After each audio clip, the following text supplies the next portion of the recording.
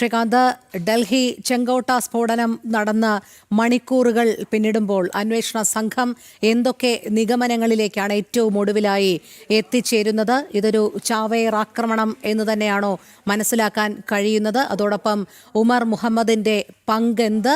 NIA അന്വേഷണം ഏറ്റെടുക്കാനുള്ള സാധ്യത എത്രത്തോളമാണ്? അത്തരം നിരീക്ഷണങ്ങളിലേക്ക് കൂടി കടന്നിരിക്കുകയാണോ ഇപ്പോൾ നിലവിൽ? രോഹിണി, ഈ മണിക്കൂറിൽ ഈ ആക്രമണവുമായി ബന്ധപ്പെട്ട്, ഈ സ്ഫോടനവുമായി ബന്ധപ്പെട്ട് കിട്ടുന്ന വിവരങ്ങൾ ഇപ്രകാരമാണ്. അത് നമ്മുടെ പ്രേക്ഷകരുടെ അറിവിലേക്ക് കൂടിയാണ് ഈ വിവരം നൽകുന്നത്. പല നിറം പിടിപ്പിച്ച കഥകളും സ്ഫോടനവുമായി ബന്ധപ്പെട്ട് പുറത്തേക്ക് വരുന്നുണ്ട്. പക്ഷേ ഈ മണിക്കൂറിൽ ഡൽഹി പോലീസിൽ നിന്നും വിവിധ ഏജൻസികളിൽ നിന്നും നമുക്ക് കിട്ടുന്ന വിവരം നമ്മൾ പ്രേക്ഷകരുടെ അറിവിലേക്ക് പങ്കുവയ്ക്കുന്നു. അതായത് ചെങ്കോട്ടയിൽ നിന്നും ഫരീദാബാദ് വഴി പുൽവാമയിൽ അന്വേഷണം ഇപ്പോൾ എത്തി നിൽക്കുന്നു എന്നുള്ളതാണ് ഇപ്പോഴത്തെ സ്റ്റാറ്റസ്. അതിനി എപ്പോൾ പാകിസ്ഥാനിലേക്ക് നീളും എന്നുള്ളത് മാത്രമാണ് അക്കാര്യത്തിൽ ഇനി ഒരു സ്ഥിരീകരണം വേണ്ടത്. കാരണം പാക് സ്പോൺസേർഡ് ടെറർ അറ്റാക്ക് എന്നൊരു നിഗമനത്തിലേക്ക് പോലീസും ഏജൻസികളും ഏറെക്കുറെ എത്തിക്കഴിഞ്ഞു. ഒരു 70% അക്കാര്യം നമുക്ക് ഉറപ്പിക്കാം എന്നുള്ളതാണ് ഇപ്പോൾ മനസ്സിലാകുന്നത്. കാരണം ചെങ്കോട്ടയിൽ സ്ഫോടനം നടത്തി, ഫരീദാബാദിൽ ആസൂത്രണം ചെയ്ത്, പുൽവാമ സ്വദേശികൾ ഇതിന് പിന്നിൽ പ്രവർത്തിച്ചു. ഇതാണ് അതിന്റെ ഒരു മൊഡ്യൂൾ, ആ ഒരു സംവിധാനം എന്നുള്ളത് ഇപ്പോൾ നമുക്ക് മനസ്സിലാകുന്നു. ഈ കാർ ഓടിച്ചയാളെ തിരിച്ചറിഞ്ഞിട്ടുണ്ട് എന്നുള്ള വിവരം കൂടി ഇപ്പോൾ വരുന്നുണ്ട്. പുൽവാമ സ്വദേശി ഡോക്ടർ ഉമർ മുഹമ്മദ് ആണ് ഇതിന് പിന്നിൽ ഉണ്ടായത്. ഫരീദാബാദ് സംഘത്തിൽപ്പെട്ടയാൾ തന്നെയാണ് ഇയാൾ എന്ന് പോലീസ് ഇപ്പോൾ വ്യക്തമാക്കുന്നു. സ്ഫോടനത്തിൽ തകർന്ന കാറിൽ ഉണ്ടായിരുന്ന മൃതദേഹം ഉമറിന്റേത് എന്ന നിഗമനത്തിലേക്ക് പോലീസ് ഇപ്പോൾ എത്തിച്ചേർന്നിട്ടുണ്ട്. DNA പരിശോധന നടത്താനാണ് പോലീസിന്റെ തീരുമാനം. ഉമറിന്റെ ഉമ്മയും സഹോദരങ്ങളും കസ്റ്റഡിയിലായിട്ടുണ്ട് എന്ന വിവരം കൂടി ഈ ഘട്ടത്തിൽ പുറത്തുവരുന്നു. ഭീകരർ ലക്ഷ്യമിട്ടത് ചെങ്കോട്ടയോ ആ സിഗ്നലോ ആ ക്ഷേത്രമോ അല്ല, നേരെ മറിച്ച് ചാന്ദിനി ചൗക്ക് മാർക്കറ്റാണ് എന്നുള്ളതാണ് പുറത്തുവരുന്ന വിവരം.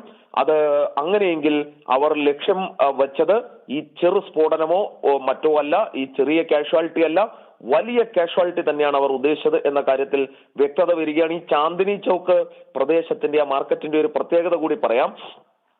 ഈ ഭീകരർ ആ സ്ഫോടനം അവിടെ നടത്തിയാൽ അവിടെ കൊല്ലപ്പെടാൻ പോകുന്നത് തന്നെ ഈ മുസ്ലിം സമുദായത്തിൽപ്പെട്ട ആളുകൾ തന്നെയാണ്. കാരണം അവിടെ കച്ചവടം നടത്തുന്നവർ, അവിടെ ജീവിക്കുന്നവർ, അവിടെ ഉപജീവനം നടത്തുന്നവരെല്ലാം പാവപ്പെട്ട നിരപരാധികളായ സാധാരണക്കാരായ മുസ്ലിം സമൂഹത്തിൽപ്പെട്ട ആളുകൾ തന്നെയാണ് എന്നുള്ളത് കൂടി ഈ ഘട്ടത്തിൽ ഓർക്കണം. അങ്ങനെ ഈ മതം തലയ്ക്ക് കയറിയ ഭീകര സംഘടനകൾ, ഭീകരർ, അവർക്ക് സ്വന്തം സമുദായമെന്നോ ഇതര സമുദായമെന്നോ അവർക്ക് നോട്ടമില്ല. അവർ ഇന്ത്യക്കാരാണോ ഭാരതീയരാണോ എന്ന നോട്ടം മാത്രമാണ് ഉണ്ടായിരുന്നത് ഇതിൽ എന്നുള്ളത് വ്യക്തമാവുകയാണ്.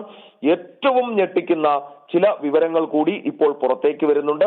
അത് പ്രേക്ഷകരുടെ അറിവിലേക്കായി നമ്മൾ പങ്കുവയ്ക്കുന്നു. ഭീകരർ ലക്ഷ്യമിട്ടത് കൂട്ടക്കൊലയാണ് എന്നുള്ളതാണ് പോലീസ് ഇപ്പോൾ പറയുന്നത്.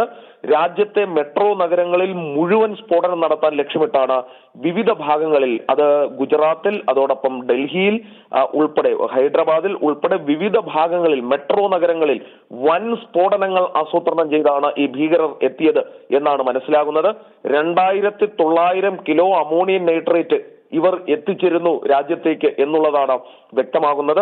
ഈ 2900 കിലോ അമോണിയം നൈട്രേറ്റ് എന്ന് പറയുമ്പോൾ രോഹിണി, ഈ രാജ്യത്തിന്റെ ചെറു പോക്കറ്റുകൾ നിന്ന് കത്തിക്കാൻ ഇവർക്ക് സാധിക്കും എന്നുള്ളതാണ് വസ്തുത. IED ആക്രമണത്തിനാണ് ഇവർ പദ്ധതിയിട്ടത്, ഇംപ്രൊവൈസീവ് എക്സ്പ്ലോസീവ് ഡിവൈസ്, അതിനാണ് പദ്ധതിയിട്ടത് എന്നും വരുന്നുണ്ട്. ഒരു കാര്യം കൂടി പറഞ്ഞ് അവസാനിപ്പിക്കാം രോഹിണി. അതായത് രാജ്യത്തെ കാത്തു നിർത്തിയത് നമ്മുടെ രഹസ്യാന്വേഷണ വിഭാഗങ്ങളുടെ ജാഗ്രതയാണ് എന്നുള്ള കാര്യം ഇക്കാര്യത്തിൽ പറയണം. കഴിഞ്ഞ ഒരു മാസത്തിനിടെ ഇന്റലിജൻസ് ഏജൻസികൾ തകർത്തത് 8 ഭീകരാക്രമണ ശ്രമങ്ങളാണ്. ഗുജറാത്തിലും ഫരീദാബാദിലും നടന്ന അറസ്റ്റ് രാജ്യത്തെ കത്തിക്കാനുള്ള ഭീകരരുടെ മോഹം തകർത്തു എന്ന് വേണം പറയാൻ. ഡൽഹിയിൽ നടത്തിയത് എല്ലാ നീക്കങ്ങളും പാളിയതിന് പിന്നാലെയുള്ള ചാവേർ ആക്രമണം തന്നെയാണ് എന്നതിലേക്കാണ് കാര്യങ്ങൾ എത്തുന്നത്.